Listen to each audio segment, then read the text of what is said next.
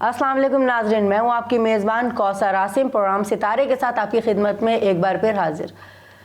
नाज़रीन, आज जिस मेहमान के साथ मैं आपकी मुलाकात करवाने लगी हूँ, कोई छोटी मोटी शख्सियत तो वो है नहीं।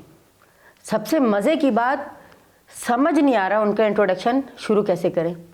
एंकरिंग उन्होंने की, कॉमेडी के बेताज बादशाह वो रह चुके हैं, प्रैंक तो लाए वो हैं, लोग उनको देख के कॉपी करते हैं। जितने लेजेंड्स गुजरे हैं उनके साथ साथ उनका दौर गुजरा है।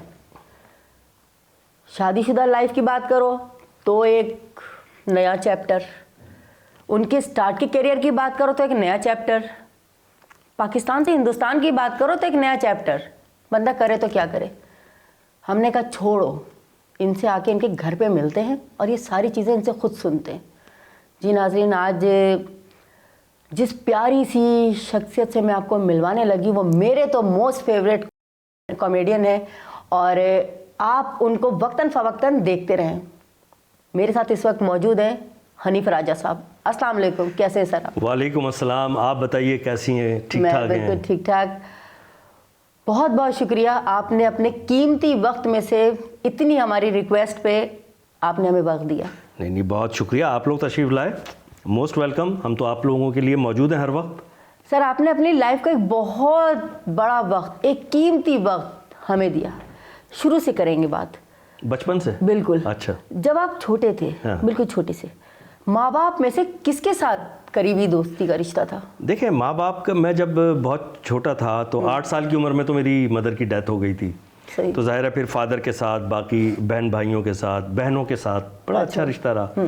उसके बाद फिर जब ग्रो अप हुआ और बड़ा हुआ तो ज़ाहिर है कि वालिदैन में से, अब क्योंकि एक वालिद साहब ही मौजूद थे तो उनके साथ अच्छा रहा। बहनों के साथ ख़ास तौर पे मेरा बहुत अच्छा रहा, क्योंकि मेरी बहनें माशाल्लाह बड़ी लविंग हैं और जो हयात हैं। 4 बहनें थीं, तो जिसमें से 2 का इंतकाल हो चुका है, जो 2 हैं वो माशाल्लाह बड़ी लविंग है। तो इस तरह की एक इन्वायरमेंट में, माहौल में, इस तरह की फ़िज़ा में परवरिश हुई। अच्छा, मुझे क्योंकि मैं कई इंटरव्यूज़ में बता चुका हूँ, फिर बता देता हूँ, क्योंकि आपने वो फ्रेम भी इस तरह का बनवाया अपना कि वो स्केचेस वगैरह मेरे सामने।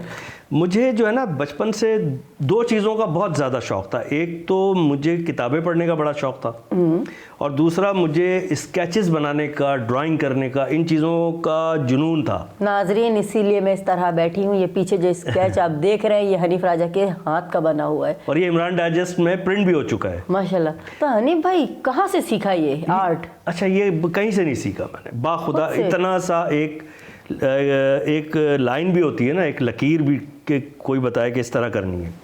मैं देखता था, देख के मैं उसी तरह बनाता था। तो ये कोई आसान तो नहीं, आपने एक औरत की शक्ल बना दी बिल्कुल बगैर, अगर आपने बगैर सीखे ये किया है तो नाज़रीन मैं कहती हूँ टैलेंट वाकई, कहते हैं ना गॉड गिफ्टेड चीज़ है। तो इतनी ज़्यादा गॉड गिफ्टेड चीज़, अल्लाह की ये रहमत है, उसकी मोहब्बत अल्लाह पाक की, और उसका करम है। तो इसको ज़रिया माश नहीं बनाया? हाँ, ये अच्छा सवाल है आपका। ये देखिए, ये इस तरह के और वहाँ भी रखे हैं। ये तो चंद हैं जो मुझे मिल सके, तो ये मेरे पास मौजूद हैं। आमिर महमूद साहब, अल्लाह उनकी मग़फ़रत करे, अभी हाल ही में उनका इंतकाल हुआ है, जो इब्न इंशा, जो हमारे पाकिस्तान के बड़े शायर और दानिश्वर, तो इब्न इंशा साहब के वो भतीजे थे। तो इमरान डाइजेस्ट के वो एडिटर थे और हम रहते थे नाज़िमाबाद में, तो थोड़ा सा आगे इकबाल टाउन था। वो नाज़िमाबाद और नॉर्थ नाज़िमाबाद के बीच का एक ब्लॉक था, वो इकबाल टाउन में रहते थे। तो वहाँ एक पार्क था, वहीं मैं भी सैर के लिए, खेल, बचपन भी वहाँ गुजरा। तो फिर बाद में इनसे दोस्ती हो गई, तो इनको पता चला कि ये मैं स्केचेस बनाता हूँ। इन्होंने अपने वालिद साहब से मिलवाया। वो कहानी लंबी है, शॉर्ट ये है कि मैं वहाँ पे स्केचेस बनाने लगा। लेकिन इससे पहले मैं बड़े शौक़ से, जो है ना, मैं स्कूल में मैं स्केचिंग करता था। ड्राइंग अच्छी होगी आपकी? बहुत अच्छी ड्राइंग। और एक टीचर थे मेरे ड्राइंग के, और मेरे हमनाम थे हनीफ साहब। अच्छा। हनीफ सर। तो सर हनीफ जो थे, किसी लड़के ने मेरे महल्ले के मुझसे ही ड्राइंग करवा ली अपनी ड्राइंग की किताब में। वो मुझसे 2 साल सीनियर था। तो उन्होंने देखा, वो पहचानते थे, बड़े मतलब शार्प इंसान थे, बड़े ज़हीन आदमी थे। तो उन्होंने कहा, यार ये जो उस क्लास में हनीफ है, ये उसने बनाया है? तो कहने लगा नहीं नहीं। उन्होंने कहा अच्छा बुलवाओ। मैं गया, कहने लगा हनीफ ये तुमने बनाया है? मैंने कहा जी सर। तो उसको उन्होंने डांट डपट की, तो उन्होंने कहा कि क्या ज़रूरत थी, तुम खुद करो। तो मैं इस लेवल पे माशाल्लाह स्कूल में पहचाने जाने कभी लगा। किसी दोस्त फैमिली मेंबर की इस तरह से स्केच बनाया? हाँ, बहुत लोगों के, बहुत दोस्तों के। और ये जो बल्कि इसमें एक प्रैंक भी करता था मैं, जबकि मुझे ये नहीं पता था कि ये प्रैंक है एक्चुअली। मैं लाइव स्केचिंग करता था। तो कई दफ़ा ऐसा होता था कि वो दोस्त कहते थे यार मेरा स्केच बना, मैं उनको बड़ी देर तक सामने बिठाता था, स्केचिंग हो रही है, और नहीं कार्टून नहीं, उसके बाद जब वो दिखाता था मैं, तो वो जो है उसकी बंदर की या किसी भी ऐसे जानवर की, वो अपने बेतकल्लुफ़ दोस्तों के साथ करता था मैं, अदरवाइज़ किसी के साथ नहीं। तो ये बल्कि इसी चीज़ को फिर मैंने बाद में जब कैसा प्रोग्राम शुरू हुआ ना 1996 में, अल्हम्दुलिल्लाह मेरा ही आइडिया था प्रैंक शो का। तो प्रैंक ज़रूर मैंने एक चीज़ पिक की बाहर से कि कैमरा छुपा के मजाक करना, बाकी पूरा फॉर्मेट मेरा था। तो खैर उसमें मैंने ये भी किया। फिर मैं और मेरा दोस्त तौफीक, जो बाद में फिर हमने मिलके ना जोड़ी में शौकिया कॉमेडी भी की। वो भी बड़ा टैलेंटेड है तौफीक। तो तौफीक के साथ मिलके तो हम दोनों वैसे ही दोस्त हैं, और हमें पता भी नहीं था कि मैं ये करूँगा, इसको प्रोफेशनली करूँगा। तो नाजराबाद वाले घर में पीछे मेन रोड था मेरे घर के, और वहाँ रक्शे जा रहे होते थे। पहले तो सवारी में रक्षा बहुत इस्तेमाल होता था ना, टैक्सी रक्षा। तो जहाँ वो देखते थे कोई एक दो लोग खड़े हैं, वो स्लो हो जाते थे। तो हम लोग क्या करते थे, वहाँ खड़े हो गए, रक्शे वाला स्लो हुआ, हमने कहा फ़लाँ जगह जाओगे, तारिक रोड जाओगे, उसने कहा हाँ बैठ जाओ। हम रक्शे में बैठे, उसने मीटर घुमाया यूँ करके, उसके बाद सीधा देखने लगा, हम यहाँ से बैठे वहाँ से उतर गए। ये क्या था? यही प्रैंक था। और वो आगे जाके रक्षा वाला देख रहा है कि यार मेरी सवारियां कहाँ गई, शरारत कहाँ से आती थी? ये देखें, ये है सवाल। शरारत जो होती है या मिजाह की जो सलाहियत होती है, ये आती वाती नहीं है कहीं से, ये होती है। ये अगर ये कहें कि आती कहाँ से है, तो ये अल्लाह की तरफ से ही आती है, उसने दी हुई होती है। ये तमाम जो चीज़ें होती हैं ना, लोग फिर बाद में बन के करने लगते हैं। हाँ। अब बहुत सारे लोगों ने मुझे कहा हनीफ भाई फ़लाँ आपकी कॉपी कर रहा है, वो प्रैंक में भी नकल कर रहा है, वो बोलचाल में भी। मैंने कहा यार करने दो, जो आदमी नेचुरल होता है ना वो नेचुरल रहता है। अच्छा, थोड़ा सा यहाँ पे मैं ये बात करना चाहूँगी, थी मेरे जहन में ये चीज़, नादिर जब आया था प्रैंक लेकर, ठीक है, तो आपका ज़ाहिर है जो कैसा था ये वाला प्रोग्राम, वो एक अलग ही लेवल था उसका। कैसा फिर ये छुप छुपा के हो गया। कैसा जो है NTM पाकिस्तान का पहला चैनल था, वहाँ शुरू हुआ, 1.5 साल चला, लेकिन वो आपस में वो उस चैनल के कुछ डिस्प्यूट्स थे मालकान के, तो वो चैनल बंद हो गया। फिर ये एयरवाई पे 2-3 साल के बाद मैं लेकर आया, और ये 9 साल चला एयरवाई पे छुप छुपा के। तो इसके बाद नादिर भी आया, उसने भी ज़ाहिर जो प्रैंक शुरू, बहुत सारे लोग आए, सबने कॉपी और यही वाले प्रैंक दोबारा किए, यही वाली चीज़। तो वो एक पता है नाज़रीन क्या होता है, वो फिर ऐसा लगता है देखी हुई चीज़ हम देख रहे हैं, कोई नई चीज़ नहीं है। तो ये देखने वाले नाज़रीन को ये मैं कहना चाहूँगी कि आप किसी को कॉपी भी करें ना, तो कोई नई चीज़ लाए, कोई जिद्दत लाए, ऐसे ही है। बहुत देखिए 1.5 साल तो ये कैसा चला, फिर ये छुप छुपा के 9 साल चला। अच्छा, इन द 27-28 साल हो रहे हैं भाई इस बात को। हाँ जी, है ना, बिल्कुल सही पहुंची हैं आप। 27-28 साल हो गए हैं इस बात को, कैसा को। हाँ, और छुप छुपा के को हुए होंगे 15, 16, 17 साल, कुछ इस तरह, ठीक है ना। तो इसके दौरान मैं अपने शोज़ भी करता रहा, मैं होस्टिंग भी करता हूँ, स्टैंड अप कॉमेडी भी करता हूँ, कॉर्पोरेट के शोज़ वगैरह में। तो मैं उन शोज़ में, जिसे वैरायटी शो पहले कहा जाता था, अब तो ये एक वैरायटी शो नहीं होता, कुछ ही लोग होते हैं उसमें सिर्फ। तो मैंने ये शोज़ भी करने होते थे, मुझे इसके लिए स्क्रिप्ट भी लिखना होता था, मुझे इसकी शूट भी करनी होती थी, सब कुछ सब मैं खुद करता था। इसकी मुझे डायरेक्शन भी देनी होती थी, फिर मैं इसकी रिकॉर्ड होस्टिंग भी करता था। अच्छा, ऐसा भी हुआ कि मैं इतना थक जाता था कि वो कहते थे ना टेक्नीशियन, जैसे हमारे कैमरामैन भाई यहाँ बैठे हैं, वो कहते थे हम ज़रा खाना खा के आए, मैं कहता खा के आओ, और मैं थोड़ा सा रेस्ट करता, मैं सो जाता था कारपेट पे, सूट पहना हूँ, टाई वाई लगी है, और 3 पीस सूट पहन के मैं कारपेट पे सो रहा हूँ। हाँ, इन लोगों ने मेरी पिक्चर बनाई, मेरी वीडियो बना के मुझे दिखा दिया, नहीं भाई आप सो रहे हैं। मैंने कहा यार इंसान सोता भी है यार, थक जाते हैं। तो इतनी मेहनत कौसर मैंने की अपनी इन चीज़ों के लिए। उसके बाद जब लोगों ने कॉपी किया ना, और कॉपी करके बुरी कॉपी भी की, अच्छा फिर उस पर मान भी नहीं रहे कि हम नकल कर रहे हैं, उसको कभी कोई नाम दे रहे हैं, कभी सीधा बोलो यार हम नकल कर रहे हैं। हाँ, ठीक है ना, आप नकल के लिए भी तो अकल की जरूरत होती है ना। उसके बाद आप अपना क्या लाए। अच्छा, ये जो पॉडकास्ट चल रही है आजकल, ये पॉडकास्ट अगर आप मेरे YouTube चैनल और Facebook पेज हनीफ राजा पे जाएंगे तो ये पॉडकास्ट मैं इस तरह कर चुका हूँ कि इंडिया से आए हुए थे महेश भट्ट साहब। हाँ। और 11 बजे उनकी फ़्लाइट थी। सुबह मैंने उनको मैरियट होटल से पिक किया और यहीं डिफेंस में कार्ल्टन होटल हुआ करता था पहले, जहाँ अब रमादा होटल है। हाँ। तो उसके GM जो थे वो मेरे दोस्त थे। मैंने उनसे कहा यार यहाँ रिकॉर्डिंग करनी है। उन्होंने 2 सोफ़े इस तरह लगवा दिए और मैंने 2 एपिसोड रिकॉर्ड किए। वो पॉडकास्ट का ही फॉर्मेट था एक्चुअली, कट टू कट। पहले की बात है ये बात मैं आपको बता रहा हूँ, तकरीबन कोई आई थिंक 16-17 साल हो गए। अच्छा। हाँ, तो मैंने पॉडकास्ट की वो देखें आप, उसका एडिटिंग का फॉर्मेट देखेंगे आप, उसका मूड देखेंगे, वो पॉडकास्ट ही है। और एयरवाई से ही मैंने शुरू किया था राजा के साथ सबसे पहले। हाँ। एक टॉक शो था। टॉक शो वैसे हुआ करते थे, लेकिन ये जो लाइट मूड होता था ना कि एक बात फिर उसमें एक जुमला, एक कॉमेडी की कोई अच्छी बात, कोई फ़िक्रा, कोई जुगत और थोड़ी ताकि बोरियत ना हो, उसमें ड्राइनेस ना आए, खुश्क ना हो जाए, ड्रैग ना हो। उसमें गेस्ट लिस्ट क्या थी? मेहदी हसन साहब। बताएं। मेहदी हसन साहब के साथ कॉमेडी और माय गॉड, थोड़े बेचारे पैरालाइज हो गए थे, फिर भी आए वो, बड़ा एंजॉय किया। और इंडिया से लोगों को हमने कॉल पे लिया, हंस साहब को और तलत महमूद के जो साहबजादे हैं, क्या नाम है, मैं नाम बोल रहा हूँ, एयरवाई से वो। अच्छा, फिर उसमें रेशमा जी लंबी जुदाई वो गेस्ट थी। फिर उसके बाद महेश भट्ट साहब, फिर उसमें अनवर मकसूद साहब, बुशरा अंसारी साहिबा, सब मैं लिखता था कंटेंट, सब मैं क्रिएट करता था।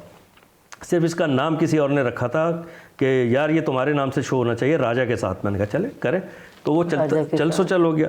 किस का नाम लूँ? शफ़ी मोहम्मद साहब और मुस्तफ़ा कुरैशी साहब, एक लंबी फहरिस्त है, 80 या 82 एपिसोड। कोई एक ऐसा सेलिब्रिटी जो आज भी आपकी याददाश्त में रह गया हो कि यार ये बस इसके साथ जो प्रोग्राम किया था ना वो तो एंड था बिल्कुल। देखिए वैसे तो सबके साथ किया, लेकिन जो एक मज़ेदार वाक़या है ना, रेशमा जी जो हैं, अच्छा, जो थी, अल्लाह उनकी मग़फ़रत फरमाए, लंबी जुदाई हमारी पाकिस्तान की मोस्ट लेजेंडरी फिगर हैं। वो हमेशा रहेंगी, वो दुनिया में नहीं है लेकिन उनका फ़न ज़िंदा रहेगा। अच्छा, रेशमा जी आई, जिसने उनको लाइन अप किया था, कोऑर्डिनेट किया था मेरे शो के लिए। अब वो बैठी हैं तो कह रही हैं कितनी देर में ख़त्म होगा, मैंने जाना है। मैंने कहा बाजी अभी बस करते हैं। अच्छी सादी औरत थी, बिल्कुल। कहने लगी कि उनके लिए तो मशहूर भी है। मैंने भी पूछा कि आपके लिए तो मशहूर है कि आप जब बच्चों का पूछते हैं कि ये बच्चा आपका कब पैदा हुआ, तो बर्थ सर्टिफिकेट के बजाय बताती हैं जब खरबूजे का मौसम था जब ये पैदा हुआ। तो मैंने कहा तो इसी तरह तो हंसने लगी, कहने की ऐसा ही है। तो मैंने कहा हर बच्चे को आप फल के हिसाब से याद रखती हैं कि ये आम के मौसम में पैदा हुआ या अमरूद के मौसम में पैदा हुआ? कहने लगी हाँ ऐसा ही है। बहुत हंसी। फिर मैंने कहा आपको तो फ्रूट की रेडी देख के अपने बच्चे याद आ जाते होंगे। तो हंसती रही, इंटरव्यू देती रही। अब जाहिर है 1 घंटे का शो होता था, तो हम रिकॉर्ड कर रहे थे, एकदम बीच में कोई ब्रेक आया, पता नहीं वो टेप ख़त्म हो गई थी या समथिंग। कैमरामैन ने कहा ज़रा मैं ये चेंज कर लूँ। कहने लगी मुझे वॉशरूम जाना है। तो हमने कहा जी बिल्कुल जाएं। भाई वो वॉशरूम गई, आज तक नहीं आई है, मतलब वो चली गई। मैं परेशान भी हो रहा हूँ, मैं हंस भी रहा हूँ। मैंने कहा यार अब मैं पूरा शो करूँगा कैसे? वो खैर हमने एक गेस्ट और किसी वजह से चली गई या कोई इमरजेंसी? बस वो उनको घबराहट थी, मुझे जाना है, कहीं जाना था। अच्छा, कहीं जाना है, या उनकी फ्लाइट थी समथिंग। तो ये इस हवाले से मुझे शो ये तो हमेशा प्रैंक हो गया। वेरी राइट, ये मेरे साथ प्रैंक हो गया। और वैसे जो बाकी जो थे, मेहदी हसन साहब का बड़ा यादगार शो था। हाँ। और वैसे हम 2 गेस्ट बिठाते थे, लेकिन मेहदी हसन साहब वाले एपिसोड में मैंने सिर्फ मेहदी हसन साहब को बिठाया।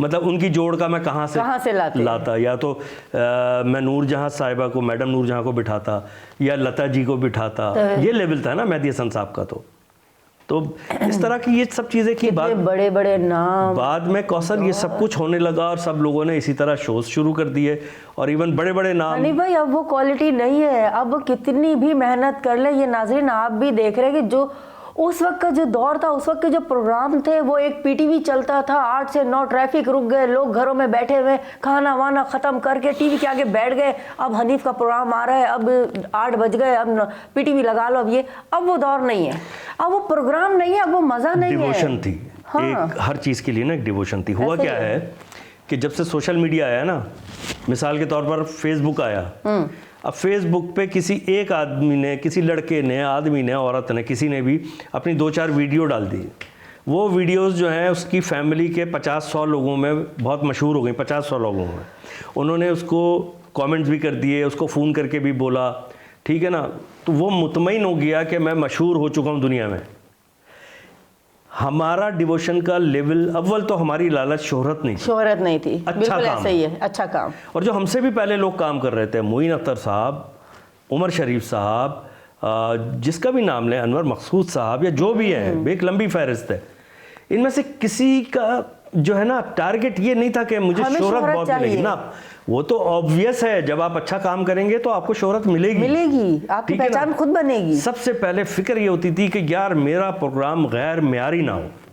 आजकल तो वीडियो बनाते नीचे लिख देते लाइक कमेंट और शेयर कर देना भाई। बस तो सबसे बोल बड़ी के क्यों करवाया? देखिए ये एक गैरत होती है, ये गैरत ही ख़त्म हो गई। मैं सही बता रहा हूँ। तो जिसने बेगैरती ओढ़ ली उसने उल्टा सीधा कंटेंट बना के डालना शुरू कर दिया।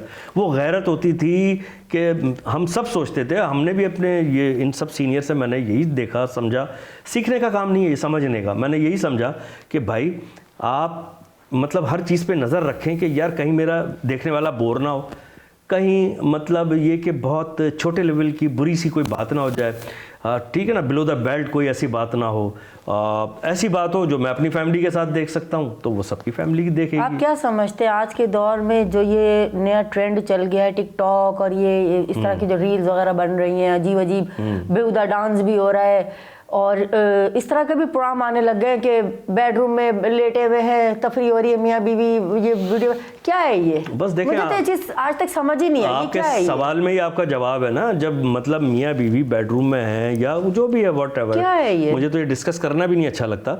नहीं होना चाहिए ना, लोगों को शायद सुन के शर्म आ जाए कि नहीं करना चाहिए। आप अपनी फैमिली के मेंबर्स को दिखा रहे हैं, फैमिलीज अपनी घर की खवातीन को दिखा रहे हैं और इस तरह दिखा रहे हैं कि वो बेचारी जिस हुलिये में भी हैं आप उनको बिचारी का लफ्ज़ तो नहीं लगेगा ना। नहीं तो वो तो हो सकता है बहुत सारी बिचारी भी हैं, वो उनके घर वाले दिखा देते हैं।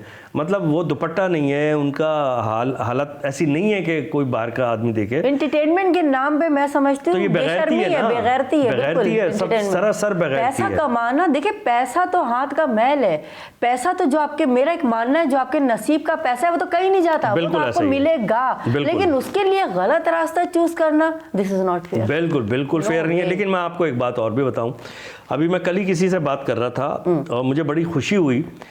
आप महसूस कर रहे हैं कि कवाली का दौर आ गया है वापस? बिल्कुल, बहुत ज्यादा कवाली नाइट हो रही है जगह जगह। बिल्कुल थोड़ा सा चेंज हुआ है, ज़रा मॉडर्न कर दिया, उसमें सूफियाना कलाम कम और मतलब डांसिंग कलाम ज़्यादा आ गया है। ठीक है, कोई बात नहीं, उसमें भी कोई बुरी बात नहीं है। ये फिल्मी टाइप के गाने भी उसमें शामिल हो गए हैं उसके साथ, लेकिन कवाली भी है, ठीक है। ताजदारे हरम आतिफ असलम ने भी गाई, बिल्कुल ठीक है, आतिफ ने भी बहुत अच्छी गाई। हाँ। और जो इसके लेजेंड जो थे, जो इसके फाउंडर थे, साबरी बरादरान, मकबूल फरीद साबरी और बड़े भाई जो हैं अमजद साबरी के वालिद में नाम जहन से निकल रहा है, उन्होंने क्या खूबसूरत गाया। अब ये दौर कवाली वापस आ रही है। फिर मैंने देखा सोशल मीडिया, फेसबुक भरा पड़ा था, एक्सपो सेंटर में बुक फेयर होता है, किताबों का मेला होता है। बिल्कुल, ये बिल्कुल गायब हो गई थी चीज़। अब मैं दोबारा देख रहा हूँ और मैं खुश हुआ कि माँ बाप के साथ छोटे बच्चे किताबें खरीद रहे हैं, किताबें पढ़ रहे हैं। तो मैं आपको एक बात बताऊँ, मयार कभी भी जो है ना, मयार की मौत नहीं होती, याद रखिएगा। टैलेंट की मौत नहीं होती, म्यार की मौत। टैलेंट की, म्यार की, कभी काबिलियत की कभी मौत नहीं होती। वो छुप सकता है वक्ती तौर पर छुपेगा, फिर थोड़ी दिन के लिए ब्रेक ले लिया, है ना, ऐसे ही होता है। तो मतलब पिज़्ज़े का भी फैशन आ गया, आप पिज़्ज़ा भी पीते हैं, खाते हैं, ठीक है ना, पिज़्ज़ा खाते हैं आप, मॉडर्न ये जो फास्ट फूड है ये भी खाते हैं, लेकिन एंड ऑफ द टाइम आप देसी खाना अपना जो रोटी है, चावल है, या जो भी आप घर में खाते हैं, सब्जी दाल गोश्त जो भी खाते तो वही है ना, क्योंकि उसका टेस्ट ही अलग है। इसी तरह क्योंकि वो मुझे मेयारी लगता है, मेरे मेयार पे वो पूरा उतरता है, मैं उसको ये कहता हूँ। तो हमारा कल्चर भी यही है। तो इसी तरह चीज़ें वापस आ रही हैं, ऐसा होगा। और ये जो सोशल मीडिया का अल्लाह करे पॉजिटिव इस्तेमाल भी शुरू हो जाए, वो होगा तो ज़रूर अच्छा ही आएगी। अब देखें ना, आपका शो मैंने टीवी पे नहीं देखा, मैंने सोशल मीडिया पे देखा। आपने जो मुझे लिंक भेजा तो उससे मैं कन्विंस हो गया। तो ये सोशल मीडिया का पॉजिटिव इस्तेमाल है। पॉजिटिव इस्तेमाल इस तरह करें तो क्या बुरी बात है। हनी भाई वही बात है ना, देखिए यहाँ पे जो चीजें हैं, सोशल मीडिया हो गई, चाहे इंस्टा हो गया, फेसबुक हो गया, ट्विटर हो गया, कुछ भी है, हर चीज का नेगेटिव पॉजिटिव है। हम उसको किस तरह यूज कर रहे हैं, ये हम पे डिपेंड है। अच्छा, अब कमाई का और कोई जरिया नहीं मिला तो पूरी फैमिली दिखा रहे हैं, पूरी फैमिली दिखा रहे हैं, और उसके बाद उसके व्यूज आ गए, चैनल मोनेटाइज हो गया। ये जो लोग आके सोशल मीडिया पे गालम गलोच वाली जबान इस्तेमाल करते हैं, गंदी जबान, नहीं, समझ से बाहर नहीं, इस पे बैन लगना चाहिए। ये हमारी समझ से बाहर है, इनको अंदर होना चाहिए। इनको तो हाँ, इस पे सख्ती करनी चाहिए, इनको पनिशमेंट देनी चाहिए।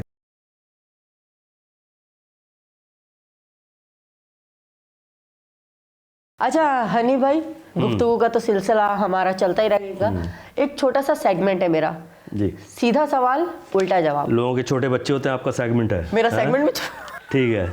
अच्छा, नाजरीन देखे है क्या सीधा सवाल उल्टा जवाब। अच्छा। मैं जो सवाल आपसे कर रही हूँ ना, उसका सही जवाब नहीं देना है, उल्टा जवाब देना है। अच्छा, गलत देना है। ठीक है।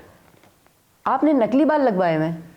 हाँ, अब लोग असल ना समझ लें कि सही है, वाकई नकली है। नाजरीन जरा सा गौर भी करते जाइएगा।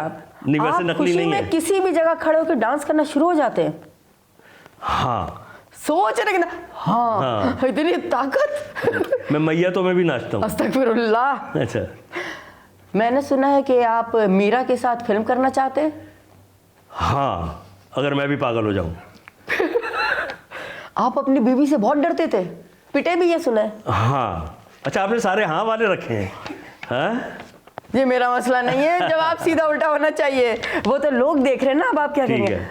मैंने सुना है आपकी ख्वाहिश है कि चाहत फतेह अली जैसे सिंगर बनते अगर कॉमेडियन ना होते तो। इतनी ख्वाहिश? हाँ, आप किसी वक्त ये भी पूछ सकती हैं आपका दोज़ख में जाने का ख्याल है, ठीक है ना। आपने लाल मोजे पहने? हाँ। तौबा तौबा। सर्दियों में 5 टाइम नहाते हैं आप? हाँ। सुबह आपने सीवी पे कौन सा शूट किया था? मैं सर के बल चल रहा था। गुड, सही है। सुना है मीरा ने आपको शादी की ऑफर की है? हाँ। आप ताबिश हाशमी है? हाँ। आपका प्राइज बॉन्ड निकला है और आप वो गवर्नमेंट को देना चाह रहे हैं, आवाम के लिए। जी जी। ये फ्लैट आपका अपना है? जी नहीं। जी नहीं, कितनी मुश्किल से निकला है। Thank you sir, thank you so much. बहुत शुक्रिया। मैंने सारे उल्टे जवाब दे दिए आपको। बिल्कुल बेहतरीन। नाज़रीन, बहुत प्यारी शख्सियत है और जितना हम समझ रहे थे कि इनके साथ प्रोग्राम करना थोड़ा मुश्किल होगा, ऐसा कुछ भी नहीं है। बहुत फ्रेंडली माहौल में, बहुत हंसते हंसाते, बहुत प्यार मोहब्बत से इन्होंने हर सवाल का जवाब दिया। इनके साथ बैठ के हमने चाय पी, इनके साथ बैठ के हमने बातें की, गपशप रहा, बहुत अच्छा। आप बताएं हनी भाई, कैसा रहा? बहुत अच्छा, माशाल्लाह, आपने बहुत अच्छा कंडक्ट किया शो को, बहुत ज़बरदस्त। क्योंकि देखिए कि एक अच्छा एंकर की खूबी 2 तरीके की होती है, उसमें 2 चीज़ें होनी चाहिए जो एक अच्छा एंकर होता है ना। आप जिस तरह ये होमवर्क करके आई हैं और मुझे बहुत अच्छा लगता है। मैंने हमेशा ये किया कि जब भी मैं अपने शो में गया, मैं होमवर्क करके गया। अगर पेपर पे नहीं लिखा तो माइंड में पूरा होता था। पेपर में तो कभी लिखती मैंने महेश भट्ट साहब का जो इंटरव्यू किया ना, उनकी फ्लाइट थी तो मुझे बहुत हैपहैज़र्ड में करना पड़ा। अच्छा, वो ये समझ रहे थे कि मैं बहुत सारे कागज़ लाऊंगा, मैं कार्ड्स लाऊंगा जिस पे लिखे होंगे सवाल वगैरह चीज़ें। तो मैंने बस फिल बदी किया, जिसको एक्सटेम्पोर बोलते हैं हम। वो मैंने एक्सटेम्पोर पूरा जो है ना स्पॉन्टेनियसली सारा कुछ कर दिया। 2 एपिसोड निकाले मैंने 2 घंटे में। कहने कि आप हैरान कर दिया आपने हनीफ राजा साहब, ये तो भाई अगर हमारा इंडिया में होता तो बड़ी इसमें होमवर्क होता, बहुत रिहर्सलें होती इसकी, तो कमाल कर दिया। मैंने कहा हम पाकिस्तानी कौम है, ये तो बड़ी बात है हमने कैमरों के साथ किया, हम तो बगैर कैमरे की भी रिकॉर्डिंग कर लेते हैं। अच्छा नाज़रीन, जहाँ पे मैं बैठी हुई हूँ, यहाँ पे मैंने आपको कैसा दिखाया, यहाँ पे मैंने आपको छुप छुपा के दिखाया। मैंने हनीफ राजा के स्केच के बारे में आपसे बात की जो कि इमरान डाइजेस्ट में भी छपा था। लेकिन आखिर में एक चीज़ आपको ज़रूर बताना चाहूँगी कि ये यहाँ पे बहुत सारे आप देख रहे हैं अवार्ड्स, ये अवार्ड ही तो है जो इन आर्टिस्टों की जीत होती है। क्योंकि आज के दौर में आपको पता है अवार्ड लेने के लिए भी पैसा देना पड़ता है।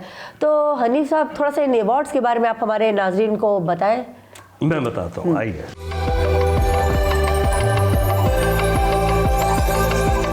अच्छा हनी भाई, थोड़ा सा यहाँ पे मैं देख रही हूँ माशाल्लाह माशाल्लाह अवार्ड्स आपने ठीक ठाक जमा किए हुए, आपको मिला, आपके टैलेंट था आपका।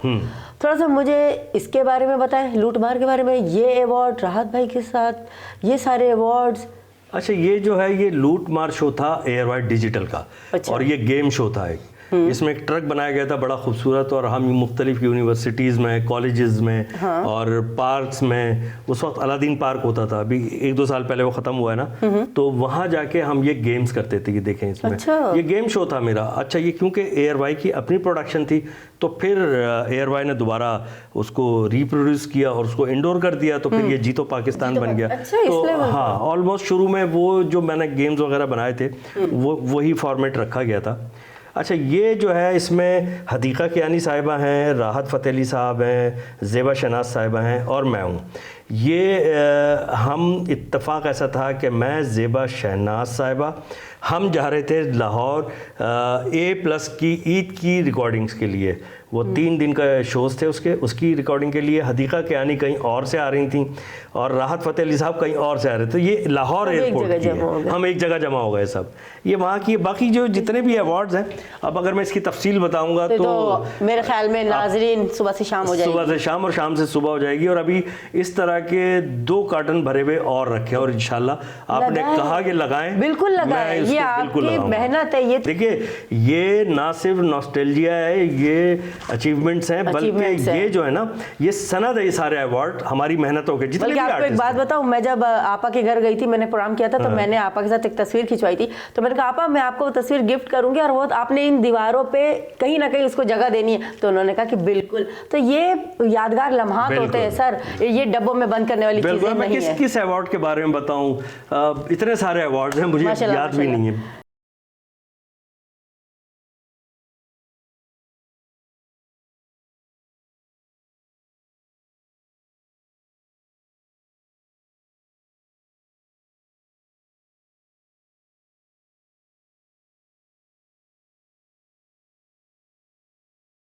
कौसर साहिबा, आपसे बातें तो होती रहेंगी, इंटरव्यू कर लीजिएगा, पहले चाय पीते हैं, आइए।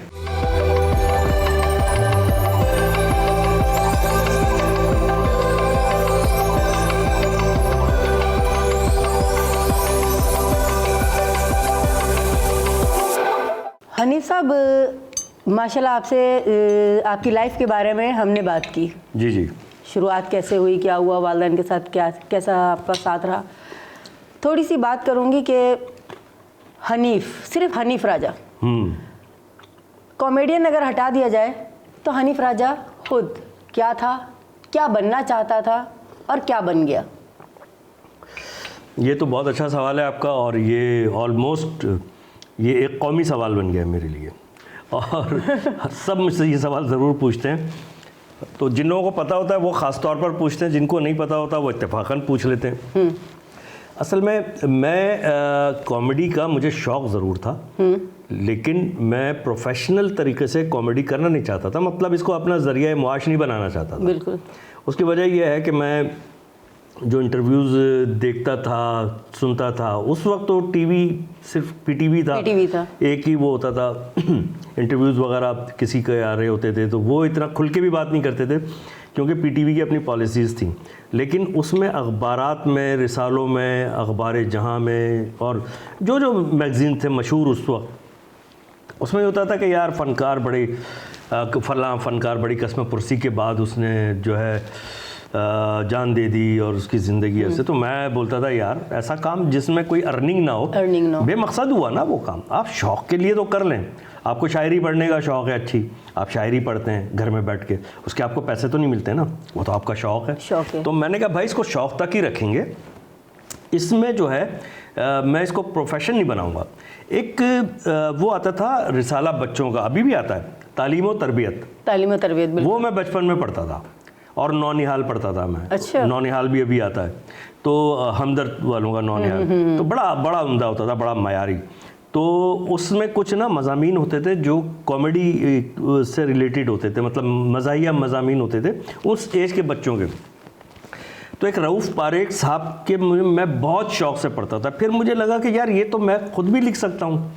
अच्छा। तो मैंने लिखे भी, मेरे दोस्तों ने बड़ा अप्रिशिएट भी किया, महल्ले के दोस्तों ने, स्कूल के दोस्तों ने, लेकिन बच्चे थे ना, कुछ पता नहीं था, किसी से गाइडेंस भी नहीं ली और वो छपने के लिए भेज दिए। इस तरह भेजते नहीं है, किस्तवार है और पहली किस्त भेज दी, इस तरह थोड़ी होता है। बातचीत की जाती है, पूरा सारी किस्तें दी जाती हैं, फिर वो अपने हिसाब से छापते हैं। खैर, तो मिज़ाह का जो अल्हम्दुलिल्लाह सेंस था, सलाहियत कह लीजिए या जो कुछ भी है, वो तो खुदादाद थी, और ये खुदादाद ही होती है। बिल्कुल ऐसे ही। ये ज़बरदस्ती आप ना वो मिज़ाह नहीं पैदा कर सकते, ज़बरदस्ती के एक्टर नहीं बन सकते।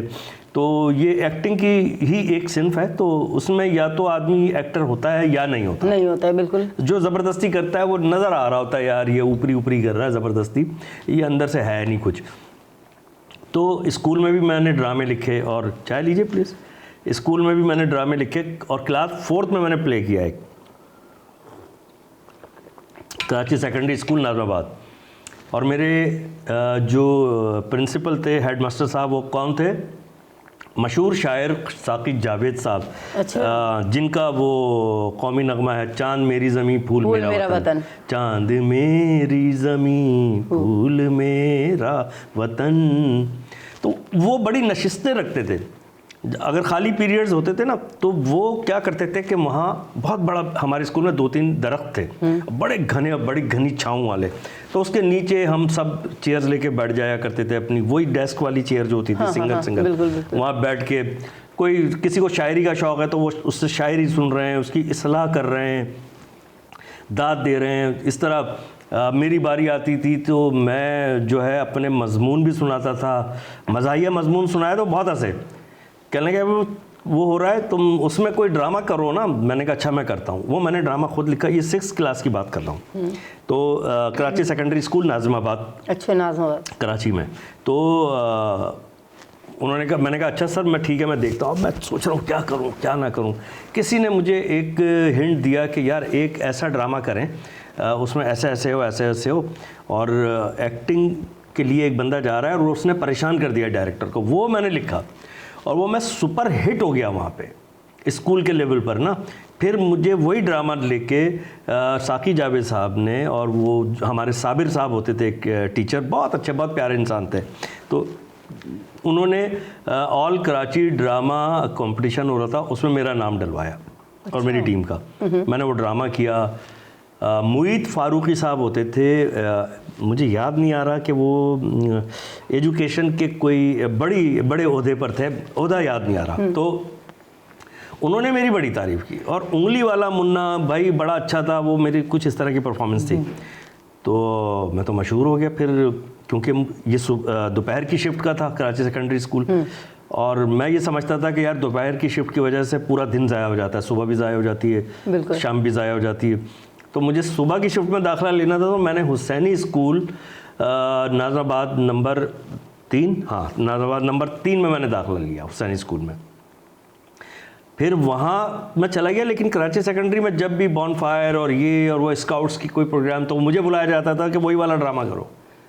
अच्छा, वो ड्रामा आपकी पहचान बन गया, स्कूल के लेवल के एक स्टार भी बन गए। अच्छा, फैमिली सपोर्ट थी उस वक्त के, जो करना है हाँ, वो ऐसा मसला नहीं है। सिर्फ देखें, मेरे वालिद साहब को जो एक वो रही ना हमेशा कि जब शुरू में उन्होंने एतराज़ किया फंक्शंस वगैरह में, जो वैरायटी शोज़ करता था, स्टैंड अप कॉमेडी, तो वो कहते थे, जो हर बाप सोचता है इसी तरह कि यार ये बिगड़ ना जाए, कोई गलत सोबत में ना पड़ जाए।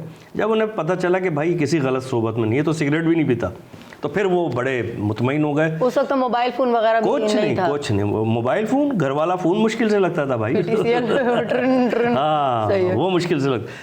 तो वो फिर चल हो गया, स्कूल के लेवल पे मशहूर हो गया। फिर स्कूल के बाद मैंने कराची स्कूल ऑफ आर्ट में दाखिला लिया, क्योंकि स्केचिंग का मुझे शौक़ था शुरू से ही। तो वहाँ कराची स्कूल ऑफ आर्ट में भी काफ़ी मैं मशहूर हो गया। फिर मेरे जो दोस्त वहाँ भी बने, उन्होंने कहा यार तुम इसको प्रोफेशनली करो। मैंने कहा नहीं यार, प्रोफेशनली करना नहीं है। तो वो मैं नहीं करना चाहता था, लेकिन जो मेरे दोस्त थे तौफीक, उस वक्त उनको तौफीक डाडा बोलते थे। वो इब्राहिम डाडा साहब एक आए थे, तो उन जैसे इसके भी बाल थे, तो तौफीक डाडा नाम हो गया इसका। तो वो मेरा वैसे ही पहले से दोस्त था, तो उसको भी कॉमेडी का शौक़ था। वो बहुत टैलेंटेड है बहुत, और अभी भी माशाल्लाह हयात है, बहुत अच्छा काम भी कर रहा है, अपना जॉब वगैरह करते हैं। तो हम दोनों ने और 2-3 लोग और थे महल्ले के, हमने म्यूज़िकल ग्रुप बनाया, हम फंक्शन करने लगे, उसमें कॉमेडी भी, कॉन्गो वोंगो बजाने का भी शौक। मतलब एक वक्त होता है जब आदमी कहता है मैं सब कुछ कर लूँ, सब कुछ कर लूँ, वो एक तो ये मेरा वो दौर था, वो वक्त था। तो उन फंक्शंस में भी मैं हिट होने लगा बहुत। हम दोनों मिल के कॉमेडी करते थे, मैं और तौफीक। अच्छा। तो उनमें भी मैं बहुत हिट होने लगा और लोगों ने बड़ी पसीराई दी। तौफीक करता था गवर्नमेंट जॉब, तो उसने वो छोड़ दिया। तो मैं अकेला, मैंने थोड़ा सा किया, फिर मैंने कहा यार बस अब बहुत शौक हो गया, छोड़ दो। इमरान डाइजेस्ट में जो कराची से निकलता था, ख़वातीन डाइजेस्ट, शुआ डाइजेस्ट, इमरान डाइजेस्ट, ये पूरा एक ग्रुप है उनका अपना, मतलब। लेकिन उससे पहले नए उफ़क़ डाइजेस्ट में जो मुश्ताक अहमद कुरैशी साहब का था, वो मेरे पीछे एक गली में ही रहते थे, नाजराबाद में, पापोश नगर में। तो मुश्ताक साहब के पास किसी ने भेजा, मुझे याद नहीं आ रहा किसके ज़रिए गया, तो पहली दफ़ा मेरा एक स्केच वहाँ पे प्रिंट हुआ, नया रुख डाइजेस्ट। कहीं से सीखा? नहीं, कहीं से नहीं सीखा। तो स्केच ये तो बहुत ये शौक था मेरा। ये मैं सबरंग डाइजेस्ट वगैरह देखता था, उसमें मुझे बड़ा अट्रैक्ट करते थे। देखिए उस वक्त जो है ना, ऑप्शंस नहीं थे ज़्यादा। हाँ, ऐसा ठीक है ना। अब हुआ क्या है, ऑप्शंस तो बहुत आ गए, लेकिन सलाहियतें जो है ना लोगों की, जो टैलेंट है वो अनकम्पोज्ड हो गया है। पहले कंपोजिशन होती थी, किस चीज़ की अपने आप को आप कंपोज रखते थे। मिसाल के तौर पे आप ये चाय की केटल है, अगर आपने इसको देखना है, इससे मुतालिक कुछ करना है, तो आप यही करेंगे।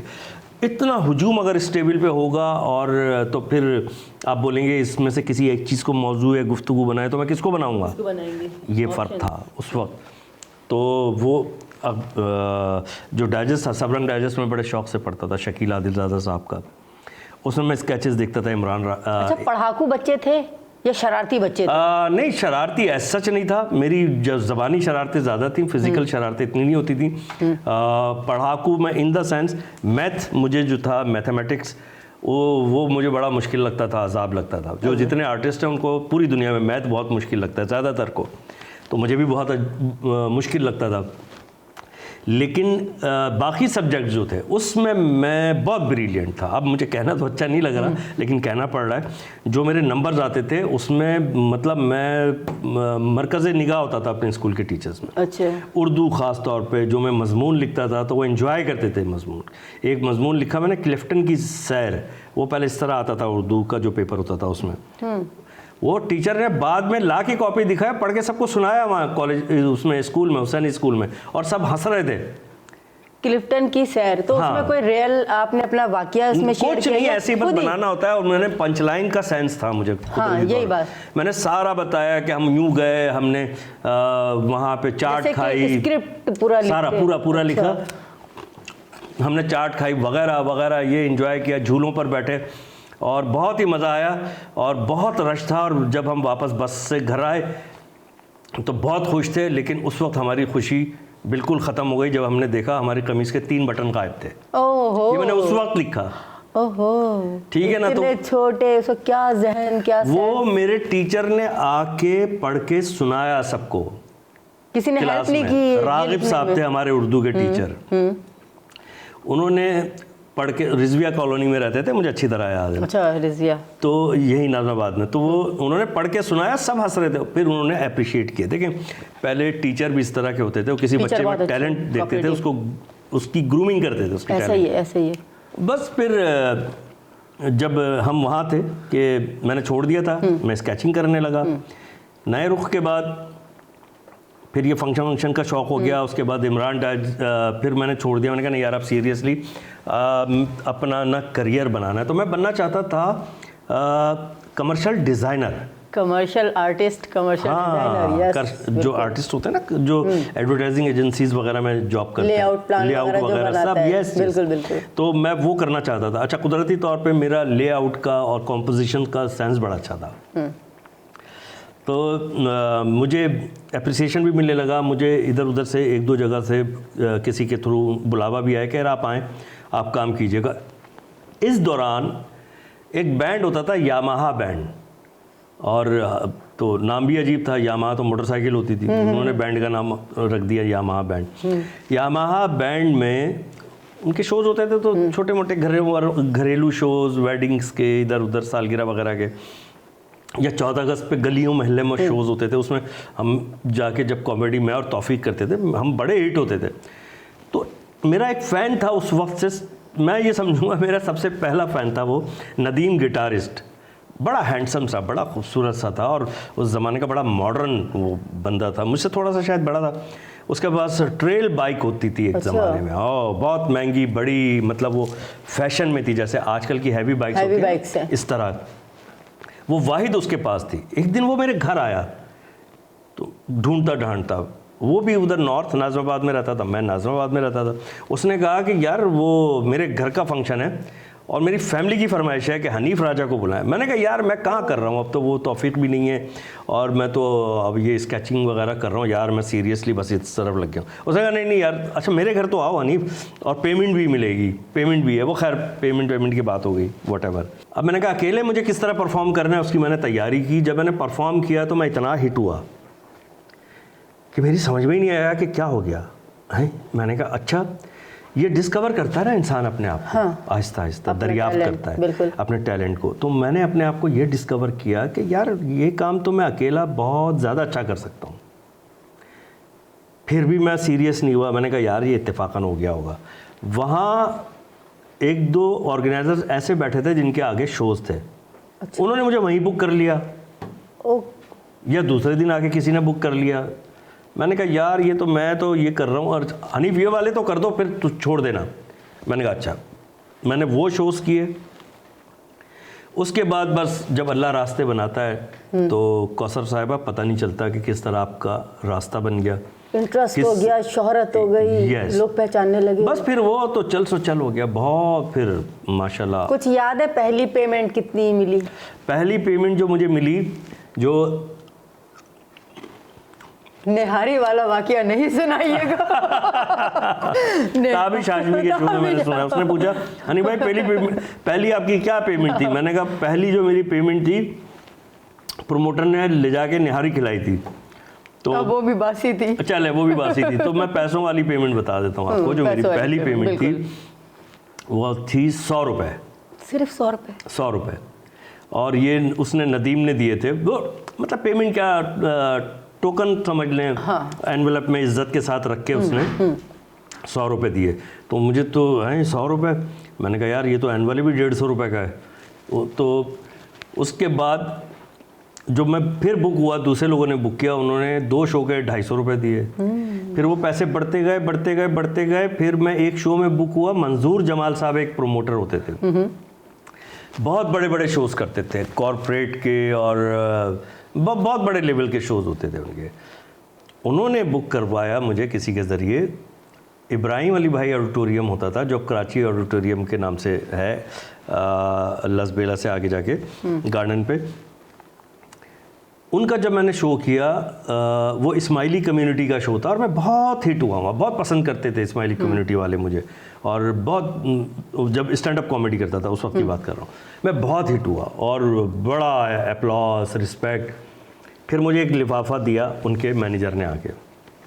मैंने लिफाफा लिया, वहाँ से मैं बस में बैठा, मैं उतरा नाज़िमाबाद में 7 नंबर पे, जहाँ एओ क्लिनिक है सामने।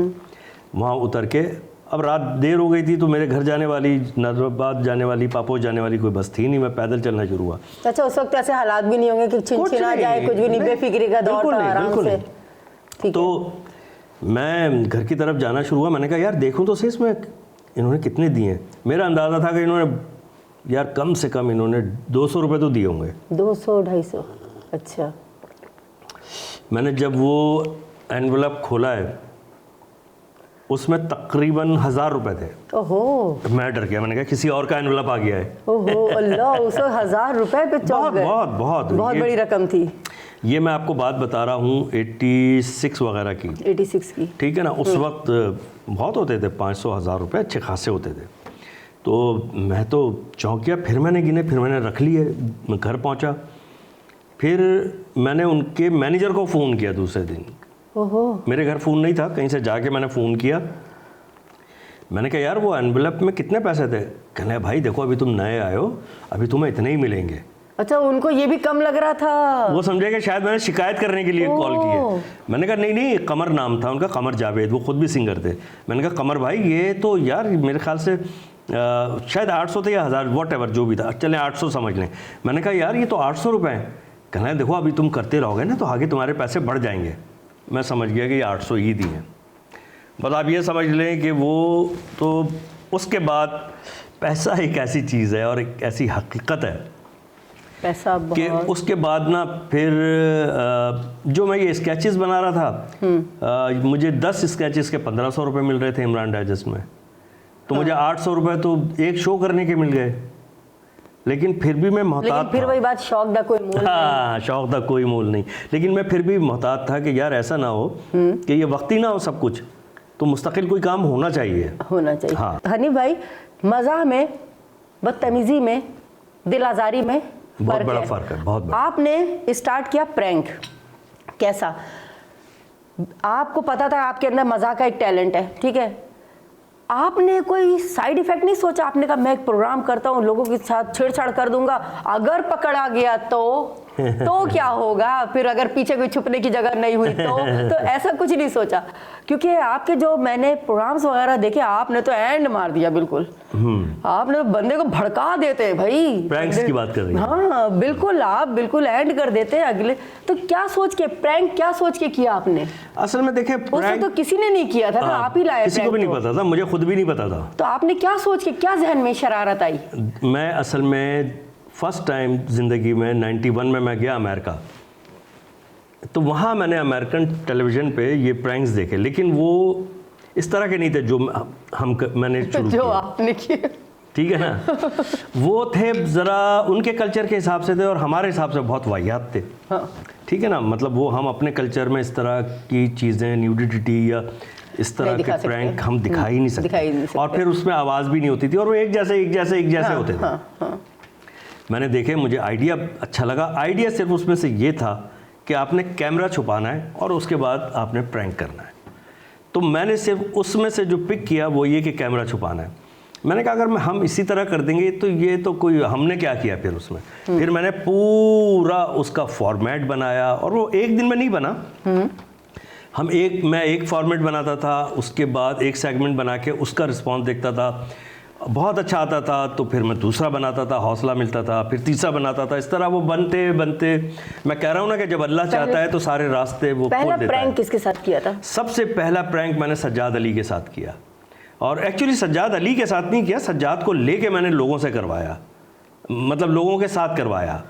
वो जो तस्बीह टोपी वगैरह बेच रहे थे वो दिखा आपने? हाँ, मैंने बिल्कुल देखा। सज्जाद अली तस्बीह टोपी, और वो एग्री हो गए। हाँ, वो हाथ में नाड़े वाड़े पता नहीं वो लेके शॉपिंग सेंटर में वो बेच रहे हैं।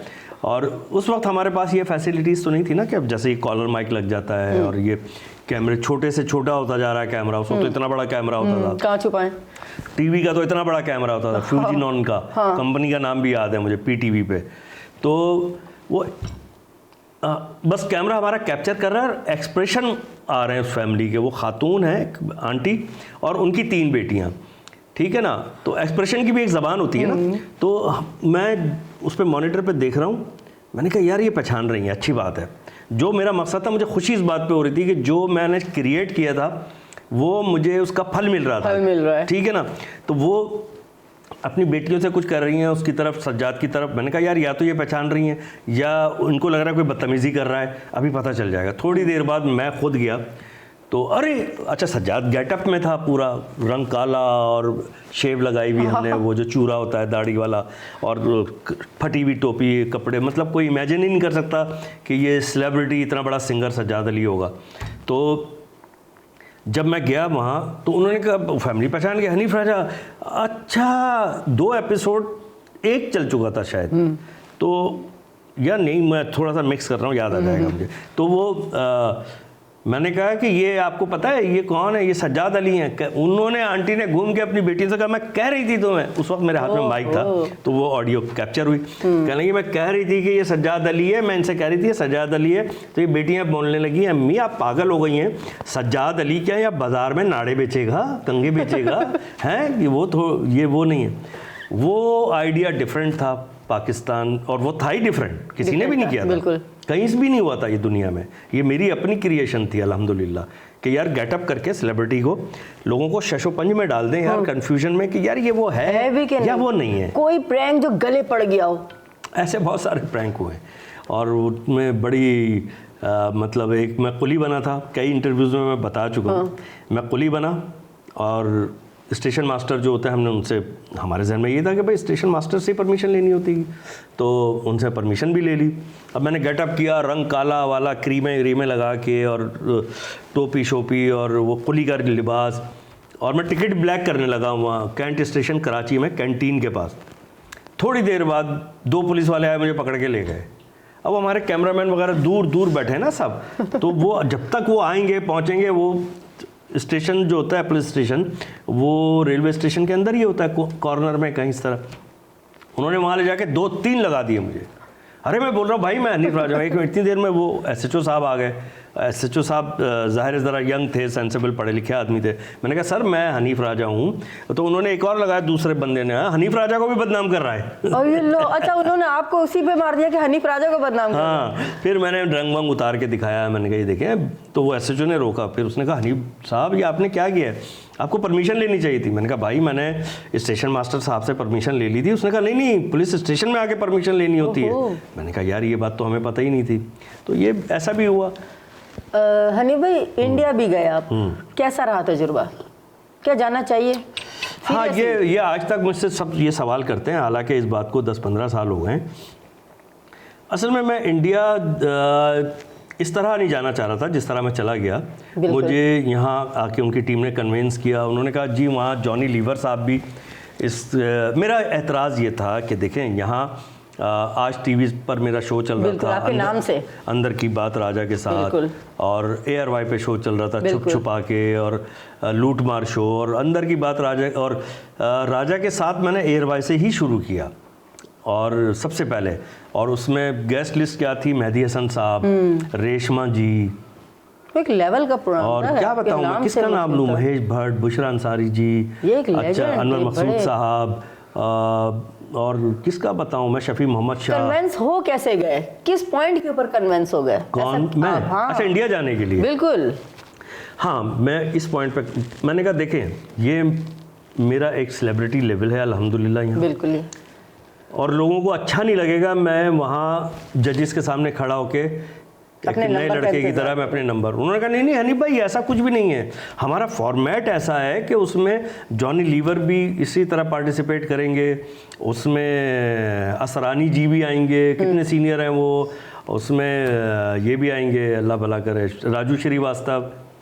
मैंने कहा अच्छा, कहने लगे ये तो यार बस ऐसी एक फॉर्मेट है, असल में तो आपकी परफॉर्मेंस दिखानी है। अच्छा। बहरहाल मैं चला गया, लेकिन टाइम बहुत 21 दिन लगे 2 एपिसोड की रिहर्सल में। 21 दिन वहाँ रिहर्सल की, बहुत एक्स्ट्राऑर्डिनरी मेरे दोनों सेशन हुए, और सिद्धू पाजी और शेखर सुमन साहब और पूरी ऑडियंस ने खड़े होकर स्टैंड अप इमोशन दिया मुझे, बहुत देर तक क्लैप, सब कुछ हुआ और बड़ी रिस्पेक्ट दी। मेरा एतराज़ जो था वहाँ, एक तो ये सब लोग नहीं थे जिनका नाम मुझे लिया गया। अच्छा, ये वहाँ नहीं थे? जाहिर है वो राजू श्रीवास्तव आते थे, वो अपनी एंट्री करके जाते थे। तो आपको बुलाने का मकसद क्या था? बाद में उन्होंने कहा कि वो राजू श्रीवास्तव भी शुरू में कंटेस्टेंट थे इसके। मैंने कहा चल खैर कोई बात नहीं, मेरा ये भी बर्दाश्त मैं कर लेता, लेकिन जिस उसमें मेरा मुकाबला कराया गया ना, वो एक लड़की थी, बहुत अच्छा उसने परफॉर्म किया वो, लेकिन वो मिमिक्री करती थी। तो मैं तो मिमिक्री नहीं करता, मैं तो स्टैंड अप कॉमेडी कर रहा हूँ, तो मेरा मुकाबला तो स्टैंड अप कॉमेडियन से होना चाहिए, उसका मुकाबला किसी मिमिक्री आर्टिस्ट से होना चाहिए। तो जॉनी लीवर से करवाते, किसी से भी, जो जिसको वो समझते हैं कि वो सबसे बेहतरीन आर्टिस्ट है, अल्हम्दुलिल्लाह मैं कहता हूँ मेरे साथ खड़ा कर ले, कोई बात नहीं, मैं अपना काम करूँगा, वो अपना काम, जजेस जो है वो जजमेंट देंगे। दूसरी बात ये कि जिस वक्त मैं आया, मैं तो आना नहीं चाहता था, आवाम लेकर आई अगर देखा जाए तो, ठीक है ना। और जिस वक्त मैंने परफॉर्मेंस शुरू की तो 2 पहाड़ थे मेरे लेफ्ट राइट, मोइन अख्तर भाई और उमर शरीफ भाई, बड़े अच्छा मुझसे 20-20 साल सीनियर, उम्र में भी बड़े, ठीक है ना, और मैं उनका फ़ैन भी, ठीक है। तो अब मुझे अजीब लगता था कि अगर कोई ये कहे कि नहीं आपका इनसे मुकाबला में बोलता था, नहीं यार, ये जो कॉमेडी है ना जुगत वाली और फिलबदी जुमला टाइमिंग के साथ फुर्ती, ये मुनव्वर ज़रीफ साहब का खासा था और उन्हीं का टैलेंट था। उमर भाई जो थे, उमर शरीफ भाई, वो बेपनाह मुतासिर थे मुनव्वर ज़रीफ साहब से और वो अपने मुंह से भी कहते थे। और हम लंदन में एक शो में साथ थे तो पूरा दिन हम फारिग बैठे थे तो उन्हीं के रूम में उमर भाई ने मुझे पूरी स्टोरी सुनाई। वो तो इतने बड़े मुनव्वर ज़रीफ साहब के अक़ीदतमंद थे कि मैं बता नहीं सकता। वो तो किस्से सुनाते सुनाते उनकी आंखों में आंसू आ गए। और फिर यहाँ लोग भी बताते हैं कि उमर भाई उस वक्त बिल्कुल मुनव्वर ज़रीफ साहब की कॉपी करते थे और वही एंट्री करते थे ड्रामे में आके। बाद में उनका अपना स्टाइल बना। हर आर्टिस्ट अपने अंदर एक स्टाइल अपना रखता है, वक्त के साथ साथ वो बाहर आता है उसका अपना स्टाइल। तो इस वजह से फिर मैंने कहा नहीं यार, ये तो टाइम ज़ाया हो रहा है इंडिया में इस तरह आके, तो मेरा मुकाबला किसी से भी कराएं, वहाँ किसी को भी खड़ा करें। बाद में तो शेखर सुमन साहब, राजू भाई, राजू श्रीवास्तव, ये सब लोग मेरे दोस्त भी बन गए। और लेकिन इवन अभी कोई वसी शाह साहब का प्रोग्राम मैं लाहौर में करके आया था, ज़बरदस्त, तो वो अपलोड हुआ सोशल मीडिया पे। तो सुनील पाल बहुत अच्छा आर्टिस्ट है, बहुत अच्छे कॉमेडियन है सुनील पाल, इंडिया के, उन्होंने मैसेज भी किया उसमें। तो ये सब लोग तो बहुत प्यारे हैं, मगर मुझे उनकी स्ट्रेटजी से इख्तिलाफ था। वो बाद में पंकज जो उसके डायरेक्टर थे और प्रोड्यूसर वगैरह सब थे, वो मुझे फ़ोन करते रहे। मैंने कहा यार अब मैं नहीं आ सकता। उसके बाद गए नहीं? मैं नहीं गया, मेरे 2 वीज़े ऐसे ही लगे रह गए, मैं गया ही नहीं। नाज़रीन, आज जो प्रोग्राम आपने देखा, हनीफ राजा, मुझे इनके बारे में कुछ बताने की तो खैर ज़रूरत थी ही नहीं, लेकिन इनके साथ वक्त गुजारना, इनकी ज़िंदगी के वो लम्हात जो इन्होंने हमारे लिए अपने दुख सुख को एक तरफ करके हमारे लिए जिया। आज के दौर में नाज़रीन कहते हैं अदाकारी बहुत आसान है, लेकिन किसी को हंसाना आज के दौर में बहुत मुश्किल काम है। ये तो उस दौर में उन्होंने कर लिया जिस वक्त इसका नामो निशान किसी के पास नहीं था। प्रैंक जैसी चीज़ जो कोई सोच भी नहीं सकता था, और इस तरह का प्रैंक जैसा आजकल हो रहा है, जिसमें दिल आज़ारी भी आ जाती है, जिसमें बदतमीज़ी भी आ जाती है। इन्होंने उस वक्त कैसा, और वो सब लोग कॉपी कर रहे हैं, मेरी कॉपी कर रहे हैं। वो तो रेप्लिका तो फौरन आती है ना, पाकिस्तान है। तो हनीफ साहब के साथ आज जो हमने वक्त गुजारा, इनकी चीज़ों के बारे में, इनकी लाइफ के हवाले से हमने बात की, इनके वाक़यात शेयर किया, इनके तजुर्बात को शेयर किया, स्कूल में हादसा से लेकर अपनी लाइफ को लेकर। मैं कहती हूँ कि आपने हनीफ राजा को एक नए तरीके से देखा। कोई सवाल जवाब नहीं था, मैं यहाँ पे इनसे कोई सवाल करने नहीं आई थी कि इस सवाल का ये जवाब दे, कोई प्री प्लान नहीं था। नहीं, हम देखना चाहते थे कि ये एक लेजेंड जिन्होंने अपनी पूरी ज़िंदगी देखा जाए तो हमारी खिदमत में गुजार दी। आज हमें हंसना होता है। आज भी मैं कल इनका शो देख रही थी, ताबिश हाशमी का और नादिर का, तो बेसाख्ता इन्होंने एक जुमला, किसी ने ऑडियंस में से सवाल किया तो इन्होंने, हनीफ भाई ने एकदम से कहा कि पहले की जो अदाकाराएं होती थी ना, उनको तो रोमांटिक मूड में अगर उनसे बात कर लो तो उनको एकदम से दमा हो जाता है। वो जो मैं इतनी देर तक हंसी, ये नॉर्मल कॉमेडी नहीं है।